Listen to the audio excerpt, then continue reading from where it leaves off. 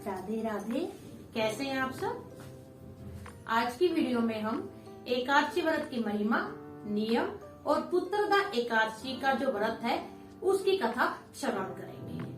नमस्कार, मैं हूँ आकांक्षा और आप सबका स्वागत करती हूँ आपके अपने YouTube channel Krishna magical world में। अब चलिए हम एकादशी व्रत की महिमा का गुणगान करते हैं। जो पुण्य चंद्र या सूर्य ग्रहण में स्नान करने से होता है, जो पुण्य अन्नदान, जलदान, भूमिदान, कन्यादान और गौदान और असमवेद आदि यज्ञ करने से होता है, जो पुण्य तीर्थ स्थान की यात्रा करने से होता है, उससे भी कहीं अधिक, बहुत अधिक पुण्य एकादशी व्रत रखने से होता है। एकादशी व्रत रखने से अंतड़ियों की मैल दूर हो जाती है, हृदय शुद्ध हो जाता है, प्रभु में भक्ति बढ़ जाती है। दूध पुत्र कीर्ति को बढ़ाने वाला एकादशी का व्रत है। एकादशी का जन्म प्रभु के शरीर से ही हुआ है, इसलिए एकादशी माता प्रभु के समान ही पतित पावनी है।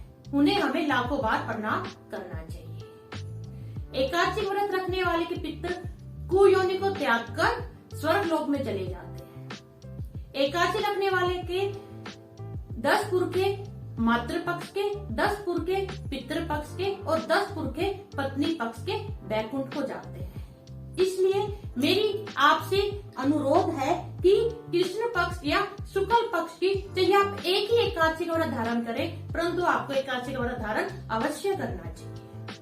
अब एकादशी व्रत के नियम जान लेते हैं। व्रतधारी को दशमी के दिन प्याज, चावल, मांस, मसूर की दाल इत्यादि निषेध वस्तुओं का त्याग करना चाहिए। रात्रि को ब्रह्मचर्य का पालन करना चाहिए। एकादशी के दिन हमें वृक्ष से पत्ता नहीं तोड़ना।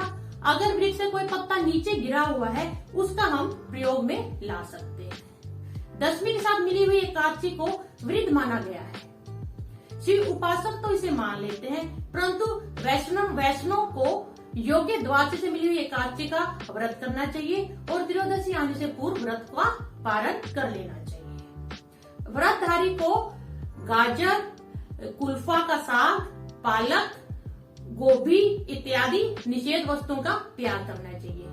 प्रत्येक वस्तु प्रभु को भोग लगाकर और तुलसी दल को छोड़कर हमें ग्रहण करनी है। हम अमृत फलों का सेवन कर सकते हैं, जिस प्रकार अंगूर, आम, केला, बादाम, पिस्ता इत्यादि। यह हो गए हमें जो अपने नियम करने हैं। और हमें एकादशी के दिन झाड़ू नहीं देनी चाहिए, क्योंकि चींटी आदि जीव मर जाते हैं। एकादशी के दिन हमें बाल भी नहीं कटाने चाहिए और एकादशी के दिन हमें जो अन्न है उसका दान लेना नहीं चाहिए, परंतु हम अन्न का दान दे सकते हैं। द्वादशी के दिन आप ब्राह्मणों को मीठा मिष्ठान इत्यादि का दान दीजिए और उसके बाद अपने व्रत का पालन कीजिए। चलिए अब पुत्रदा एकादशी व्रत की कथा श्रवण करते हैं। राधे राधे। एक दिन अर्जुन ने पूछा, हे कृष्ण, पौष मास के शुक्ल पक्ष की एकादशी का क्या नाम है और इस दिन किस देवता की पूजा की जाती है और उसकी विधि क्या है। इसका उत्तर देते हुए श्री कृष्ण जी बोले, हे राजन, पौष मास के शुक्ल पक्ष की एकादशी का नाम पुत्रदा है और इस दिन नारायण भगवान की पूजा की जाती है। इस व्रत का हमें विधि से पालन करना चाहिए। पुत्रदा एकादशी के समान संसार में कोई भी व्रत नहीं है। पुत्रदा एकादशी करने वाला मनुष्य धनवान, यशस्वी और पुत्रवान होता है। तब श्री कृष्ण जी अर्जुन से बोले, आओ मैं तुम्हें इस पुत्रदा एकादशी व्रत की एक छोटी सी कथा सुनाता हूँ। भद्रावती नगरी में सुकेतु नाम का एक राजा राज्य करता था। वह निसंतान था। उसकी पत्नी का नाम शैव्या था। वह निसंतान होने के कारण हमेशा चिंतित रहती थी। जो राजा था वह भी सदैव पुत्र और संतान न होने कारण चिंतित रहता था। राजा का बंधु बांधव राज्य में घोड़े, हाथी, किसी भी चीज से उसे संतोष नहीं मिलता था, क्योंकि वह सोचा करता मेरे मरने के बाद मुझे पिंड कौन देगा। मेरे पुत्र के बगैर सारे मेरे राज्य में अंधेरा ही अंधेरा है।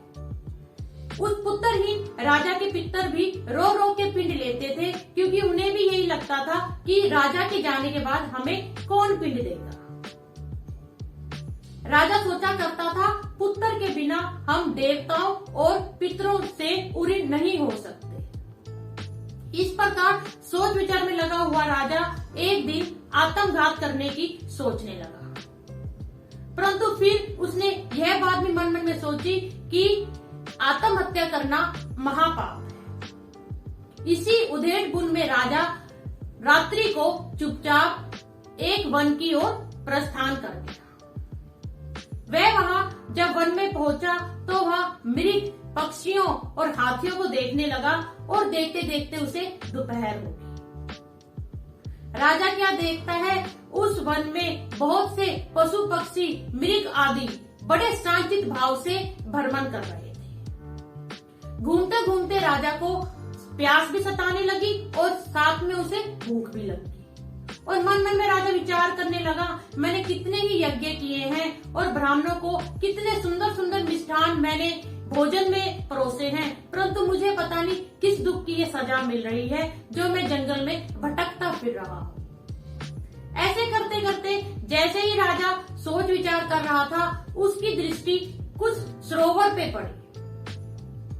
जैसे उसे सरोवर दिखा, वह अपनी प्यास बुझाने के लिए सरोवर की ओर चल पड़ा।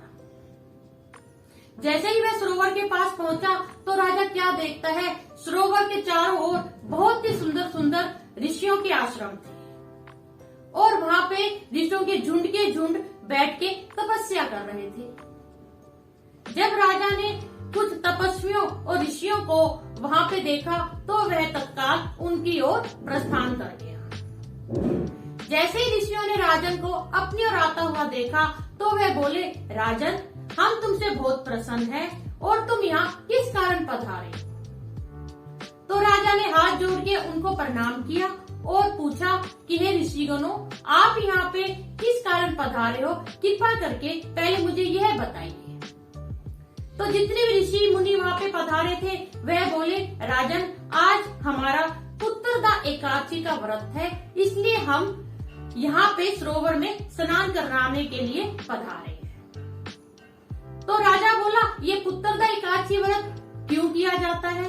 तो ऋषियों ने बोला कि यह पुत्रदा एकादशी व्रत है, वह उत्तम संतान और उत्तम पुत्र प्रदान करने वाला व्रत है। तो राजा ने हाथ जोड़कर मुनियों से प्रार्थना की, हे मुनीश्वर, मेरे भी कोई पुत्र नहीं, अगर आप मुझसे प्रसन्न हैं तो मुझे वरदान दीजिए कि मुझे भी अति बलशाली पुत्र प्राप्त हो।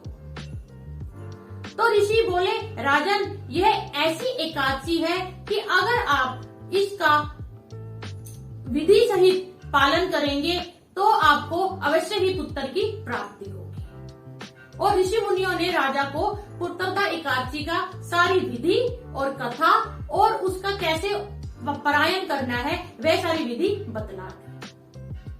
राजा खुशी खुशी अपने राज्य में पधारा और उसने उस व्रत का संकल्प किया और व्रत को पूर्ण किया। और जिस दिन रात्रि को राजा ने व्रत का परायण किया, उसी रात्रि को रानी के गर्भ ठहर गया और 9 महीने के बाद उसने अति उत्तम सुंदर पुत्र को पैदा किया। वह जो राजा का पुत्र था वह बड़ा होके अति बलवान, यशस्वी, धनवान और प्रजापालक हुआ, और उसके बाद वह उसने निष्कंटक राज्य किया। तो श्री कृष्ण जी अर्जुन से बोले, हे अर्जुन, इस पुत्रदा एकादशी व्रत की ऐसी ही महिमा है। जो कोई स्त्री पुरुष संतानहीन है उसे इस व्रत को अवश्य धारण करना चाहिए, और जो भी इस कथा को सुनता है या श्रवण करता है उसे भी स्वर्ग की प्राप्ति होती है। आपको यह एकादशी की जो व्रत कथा है वो बहुत ही मनोभावन लगी होगी। अगर आपने इस चैनल को सब्सक्राइब नहीं किया तो प्लीज सब्सक्राइब कीजिए और इस कथा को ज्यादा से ज्यादा शेयर कीजिए ताकि अपनी हिंदुओं की सुंदर संस्कृति और त्योहार सब के सब लोगों तक पहुँचे। अब मैं जाने की आज्ञा चाहती हूँ। राधे राधे, धन्यवाद।